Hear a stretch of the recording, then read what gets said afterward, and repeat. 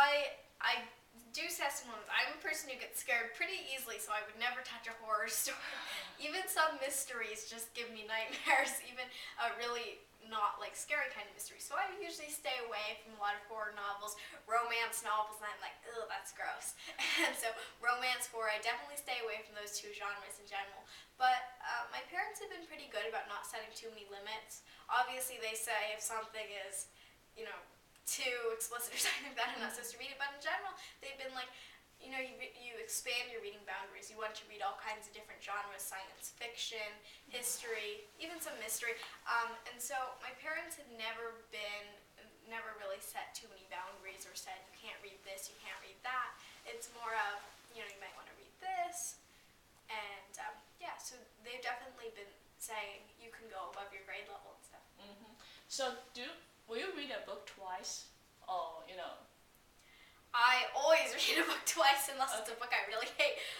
Mostly because I really love to read, and I read through them so fast, unless I read them twice, I would have to go for days on end without having a book to read. So I do read my books twice, thrice, 4 times, 5 times. I'm sure there are books I read 10 times. Okay, so just imagine like 500-page books. How soon you can finish this?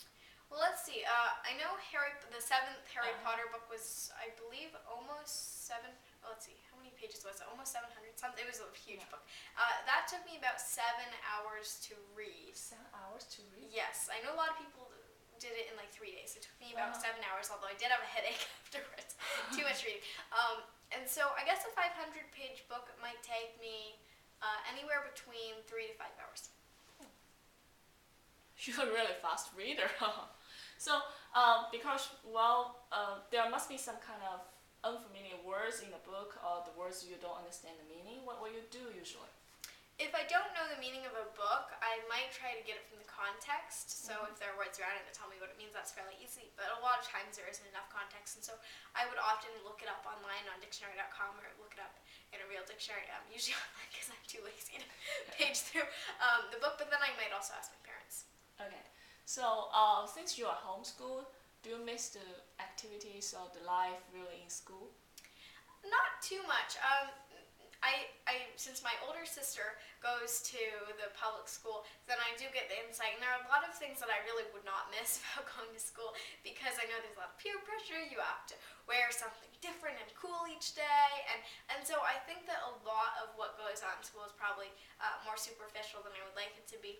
At the same time, I think it's kind of cool to bounce off ideas on other people like that. But that is something that my online school does let me do. So there's kind of pros and cons. Who made the decision that you'll be homeschooled instead of going to public school? Well, I really was the one who said I want to go to online school, and my sister was the one who said that she wanted to go to public school. So it was kind of really our decision. At the beginning, though, when we were really little, our parents had always, when we were like 2 and 3, our parents would tell the babysitters to teach us the alphabet, and instead of just watching us play, they would go through math exercises with us. So it was a very educational upbringing, which was pretty cool. But then when it came time for us to go to school, then my mom, she actually, her lack of good directions, she took a wrong turn and she came upon the homeschool program instead, and there were classes available for homeschooled students, and so she thought, that might be an interesting way. Later, when we thought about it, another thing was that what they were doing at our grade level was really behind a lot of the stuff we had already learned, so that it was kind of the multiple factors that led to us being homeschooled. Okay, so you are not really good at reading books and writing the literatures, but we are always talking about the balanced development, like how do you do in this kind of science and the math stuff?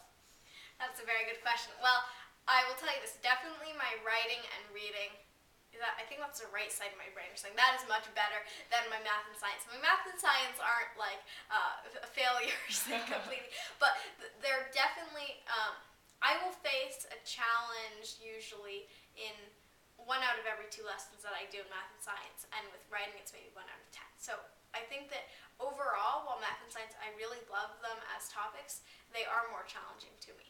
Okay, so I believe one day you will go to public or private universities, right? Yeah. And so right now, what age are you in? Even though I know even you guys are homeschooled, you are still kind of be measured like a doing 8th grade level science and math, but I'm taking some high school courses for my English and history. So I'm 8th grade. 8th grade. So I'm not kind of familiar with U.S. education system. So do you think how many years away you are from the universities? Maybe 4 or 5 years. 4 or 5 years? Yeah. Oh, that's pretty the normal. 4 years?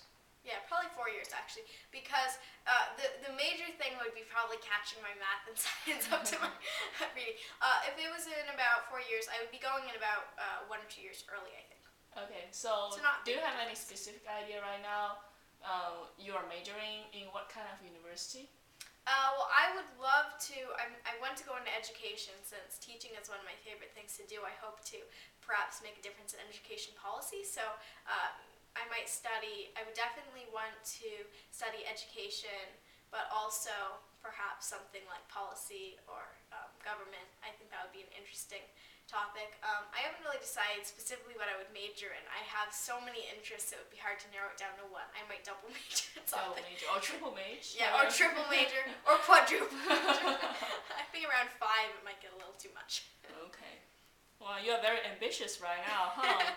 Trying to get a lot of things done. Yeah. Okay. So, what makes you so interested in teaching? Teaching has always been something that's drawn me from a young age. When I was 5 years old, my mom used to run this informal after school where kids in our neighborhood would come to get help with their homework, and so I would be teaching these kids who were maybe 3 years younger than me. I'd be teaching about their phonics and how to spell words. I would just love to get up on the chalkboard and discipline them, and so teaching has always been something that I really loved. Most recently, though, I've been able to do it on a big scale because of things like video conferencing and new technologies. I've been able to really teach every day, and that's something that I love doing. Okay, so what's the average age of your students? The average age of my students, well, there's really a huge range. It could be anywhere from 1st grade to college and even teachers. So it really runs the whole spectrum. Well, do you have any kind of nervous or kind of fear for teaching those kind of teachers and adults? I do sometimes when I'm talking to, I would say the one audience that I'm scared by, high school students, which is one of the reasons I would probably want to teach high school because it's one of the things that has been challenging me sometimes. I have to say I'm a little intimidated by them sometimes, but they're also people who I can really start up a funny conversation with pretty easily in the video conference. So, and I'm never really scared too much by teachers. I love talking to teachers because they always laugh at my jokes. They're very reliable. Okay, so what makes you kind of feel intimidated by those kind of, high school students? I don't know. It's probably I'm thinking of statistics like 49% of crimes are I don't know what makes me. Maybe there's nothing really so scary about them. I'm not sure if it's just something. Maybe it's because my older sister's a high school student. Oh, your older student. How old is your older sister? She's 14. She's in 9th grade. Okay. So how is your sisterhood going on? My older sister and I fight quite a bit because we're very different actually in the context of Sense and Sensibility, which is she would definitely be the one who's kind of impetuous and likes to dress up and wear makeup and that kind of thing. And she also plays music, and I am not a very musical person. So that always clashes, obviously. And then we're always saying, oh, my writing's the best, no, my writing's the best. But we have a great relationship. Okay, so you are actually co-authored a book, like you just said in the video conference, about the dancing. Yes, Dancing Fingers. Selected poems and writing inspirations from 2 sisters. So I actually how could you do this kind of co-author stuff? Well, basically what it is that we have 2 sections. So the first section is mine, and it has my poems, which are mostly rhyming, and I write them in a pretty set structure. And then it contrasts really nicely off of Adriana's poems. That's my older sister, Adriana.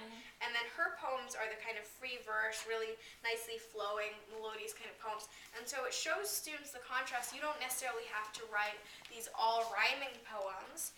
So for instance, my poems, they rhyme more. You can also write these kind of free verse poems. So just showing students that you really have that freedom. Did you do the editing work for your sisters?